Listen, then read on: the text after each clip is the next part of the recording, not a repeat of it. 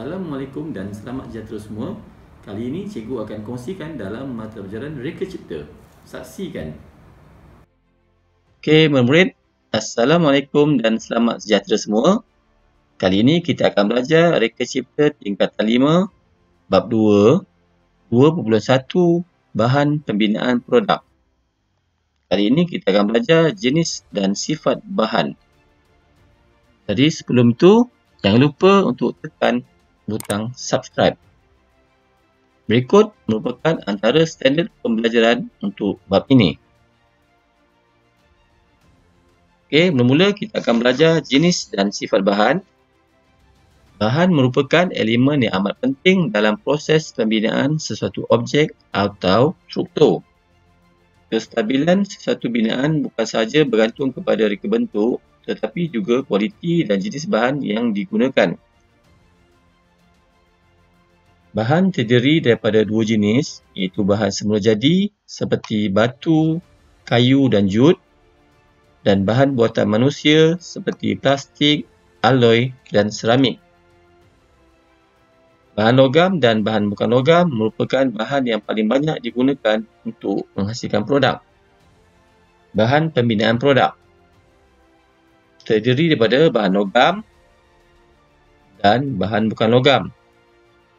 Bahan logam terdiri daripada logam ferus dan logam bukan ferus. Manakala bahan bukan logam terdiri daripada plastik, kayu, getah dan gentian. Jadi kita belajar satu persatu bahan logam. Jadi logam terdiri daripada dua kumpulan, iaitu logam ferus, iaitu logam yang mengandungi besi, dan logam bukan ferus, iaitu logam yang tidak mengandungi besi. Jadi logam ferus dan logam bukan ferus. Antara contoh logam ferus adalah besi tuang, keluli berkarbon rendah, keluli berkarbon sederhana, keluli berkarbon tinggi, keluli tahan karat dan keluli berkelajuan tinggi. Dan logam bukan ferus adalah seperti aluminium, gangsa, kuprum, loyang, yuta, timah dan zinc. Jadi, diharapkan murid faham setakat ini. Okey, kita teruskan. Logam ferus. Yang pertama, besi tuang. Jadi, untuk ini, cikgu bahagikan kepada 3 bahagian. Iaitu yang pertama, kandungan karbon, sifat bahan serta kegunaan. Contoh besi tuang, kandungan karbonnya adalah lebih 35%, sifat bahannya sangat keras, kuat dan tahan panas. Manakala kegunaan untuk besi tuang adalah seperti bongkar enjin kereta, ragu meja, bahagian mesin, braket enjin dan gear. Contoh gear dan ragu meja. Kedua, keluli berkarbon rendah. Jadi kandungan karbonnya, sifat bahan dan kegunaan untuk keluli berkarbon rendah. Contoh bolt and nut, rivet, dawai, rangka kereta, jeriji rumah. Jadi ini bolt and nut. Yang ketiga, keluli berkarbon sederhana. Jadi kandungan karbon, sifat bahan serta kegunaan keluli berkarbon sederhana, iaitu rangka bangunan, paku dan skru, spana, layar dan sudip simen. Yang keempat, keluli berkarbon tinggi. Jadi ini merupakan kandungan karbon, sifat bahan dan kegunaannya seperti tukul, pahat, gergaji besi, genting logam dan spring. Yang kelima, keluli berkelajuan tinggi. Contoh kandungan karbon, sifat bahan serta kegunaannya, iaitu gulu dipintal, pengulih, mata alat mesin larik, receh dan mata alat kerja kayu. Dan yang keenam, untuk logam ferus, keluli tahan karat. Berikut merupakan kandungan karbon, sifat bahan serta kegunaan keluli tahan karat, iaitu periuk, sudu dan garfu, gunting kain, jam tangan serta pisau.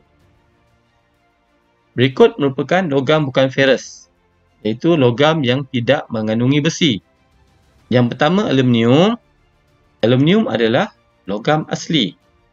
Jadi sifat bahannya adalah seperti berikut. Manakala kegunaannya adalah untuk periuk nasi, tin minuman, kerangka tingkap, tangga dan radiator. Yang kedua, kuprum. Kuprum juga merupakan logam asli. Berikut merupakan sifat bahannya serta kegunaannya, iaitu dawai elektrik, saluran paip penyaman udara, saluran paip peti sejuk, paip air panas serta komponen suis elektrik. Ketiga, gangsa. Jadi gangsa merupakan 90% kuprum dan 10% timah. Berikut merupakan sifat bahan untuk gangsa serta kegunaan gangsa, iaitu loceng, kipas kapal, gear, gong serta alat muzik gamelan. Keempat, zinc. Zinc merupakan logam asli. Berikut merupakan sifat bahan untuk zinc serta kegunaannya, iaitu led bateri, salur air, penyalut produk, penyepit makanan dan tin makanan. Kelima, timah. Timah juga merupakan logam asli. Berikut merupakan sifat bahan untuk timah serta kegunaannya, iaitu kerja pematerian, bekas makanan, batu pemberat, pengimbang tayar serta komponen elektronik. Keenam, loyang. Berikut merupakan kandungan untuk loyang, sifat bahan dan kegunaannya, iaitu alat muzik, komponen penjambungan paip, tepak sirih, lampu hiasan serta bilik air. Yang ketujuh, pewter. Berikut merupakan kandungan pewter dan sifat bahannya, serta kegunaan pewter adalah untuk cendera mata, cawan, alat muzik serta barang kemas. Seterusnya kita pergi kepada bahan bukan logam, iaitu plastik, kayu, getah serta gentian. Okey, kita teruskan satu persatu. Plastik. Okey, di sini cikgu bahagikan kepada 3, iaitu bentuk, sifat bahan serta kegunaan. Jadi plastik, contohnya bentuknya adalah bentuk butiran, rod dan tiup serta bentuk kepingan. Bahannya, duk sinar, ringan, boleh lentur, tahan dan kuat jika dicampur dengan gentian kaca, penebat haba dan elektrik.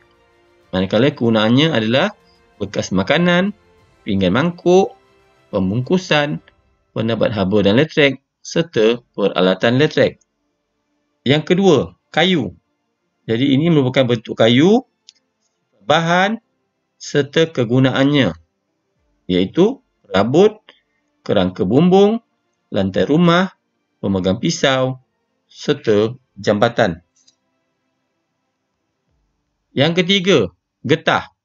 Berikut merupakan bentuk getah, sifat bahan serta kegunaannya, iaitu komponen kenderaan, penebat haba dan elektrik, penyerap bunyi, gasket serta tayar kenderaan. Dan yang keempat, gentian ataupun nama lainnya fiber. Berikut merupakan bentuk untuk gentian, sifat bahan serta kegunaannya, iaitu badan bot, tangki air, peralatan sukan, badan kereta serta aksesori kenderaan. Okey, itu saja perkongsian untuk kali ini. Semoga ilmu yang dikongsikan ini memberi manfaat kepada kita semua. Jangan lupa sila tekan like, subscribe dan share. Jumpa lagi. Bye-bye.